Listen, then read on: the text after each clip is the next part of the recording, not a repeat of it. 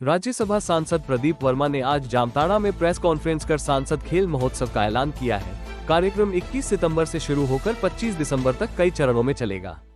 जामताड़ा के एक निजी होटल में आयोजित प्रेस कॉन्फ्रेंस में सांसद प्रदीप वर्मा ने कहा कि सांसद खेल महोत्सव का मकसद युवाओं में छिपी प्रतिभा को बाहर लाना, खेल भावना को बढ़ावा देना और ग्रामीण व शहरी दोनों स्तरों पर खिलाड़ियों को मंच उपलब्ध कराना है। वर्मा ने बताया कि महोत्सव में athletics, kabaddi, football, volleyball, cricket, कुश्ती, बैडमिंटन और अन्य खेल शामिल होंगे।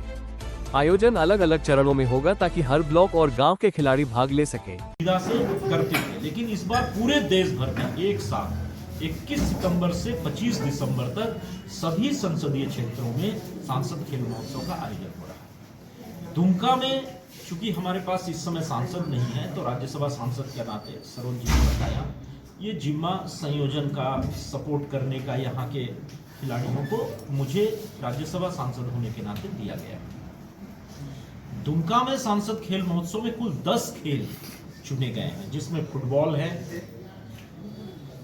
फुटबॉल के अलावा चेस है, शतरंज है, एथलेटिक्स है, क्रिकेट है, आर्चरी है, योगा है, वॉलीबॉल है, साइकिलिंग है और कबड्डी, खो खो। इस प्रकार से ये 10 खेलों का कुल 47 स्थानों पे प्रारंभिक चरण में प्रतियोगिताओं का आयोजन किया गया है।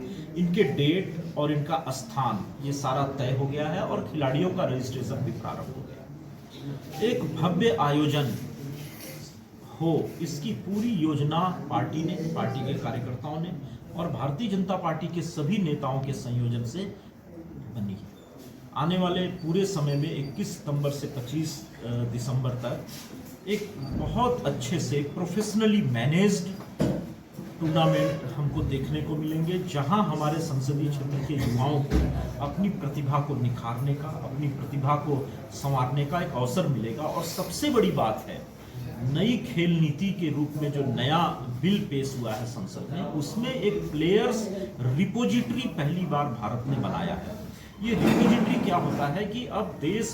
सांसद ने आयोजन के शेड्यूल के बारे में बताया। 21 सितंबर से प्रारंभ होकर 25 दिसंबर तक चरणवार प्रतियोगिताएं और सिलेक्शन होंगे। विजेताओं को स्थानीय और राज्य स्तरीय पुरस्कारों के साथ ट्रेनिंग स्कीम में प्राथमिकता भी दी जाएगी, ऐसा सांसद ने कहा। प्रेस कॉन्फ्रेंस में सांसद ने राष्ट्रीय संदर्भ में सुरक्षा और विदेश नीति से जुड़े कुछ तीखे बयानों का भी जिक्र किया। उन्होंने पाकिस्तान के खिलाफ सख्त रुख और आतंकवाद के विरुद्ध कार्रवाई पर समर्थन जताया। कहा कि हमारी लड़ाई आतंकवाद के साथ है, न कि आम जनता के साथ। जहां भी जरूरत हुई कार्रवाई हुई है। तो जल संधि हुई है ना, उसका डॉक्यूमेंट पढ़ा के देखना, मंगा के देखना चाहिए। इतने अन्यायपूर्ण उसमें शर्त थे। ये तो पहलगाम घटना ने हमारी आंख खोल दी कि उस डॉक्यूमेंट को पढ़ करके उसको रोका गया। उसमें भारत में बहने वाली नदियों का पानी 80% जल हमको हमारे यहाँ सूखा रहेगा, लेकिन हमको उसको पानी देना होगा। हम अपने बांध की ऊंचाई नहीं बढ़ा सकते। हम अपने तरफ पानी जो जमा होता है, वहां गाद आके जम जाती है मिट्टी, उसको हम साफ नहीं कर सकते। इतनी अन्यायपूर्ण शर्तें सिंधु जल संधि में थी कि उसको बहुत पहले खारिज हो जाना चाहिए था। पहलगाम घटना तक आते आते तो बहुत विलंब हो गया, ये बहुत पहले हो जाना चाहिए था। सर, वो किसी भी दृष्टि से भारत के हित में किया गया समझौता नहीं था। वो भारत के हित को एक प्रकार से दरकिनार करके तत्कालीन सरकारों ने ये समझौता किया। सर, शिवसेना और कांग्रेस ने आज कहा है कि बीजेपी को देश प्रेम नहीं है, पैसे से प्रेम है, बीसीसीआई है, पैसे के लिए क्रिकेट खेला गया है। सर, मैं तो फिर से दोहरा रहा हूँ, ये वो लोग हैं, ये कांग्रेस पार्टी, ये वो पार्टी है जिसके शासन में भारत पर हमले होते थे। आतंकवादी आकर के घुस करके मुंबई जैसे शहर में, जो देश की फाइनेंशियल कैपिटल है, सैकड़ों लोगों की हत्या करते थे और ये सिर्फ एक डोजियर देके चुप हो जाते थे, सिर्फ आरोप लगा करके चुप हो जाए। ये वो लोग हैं।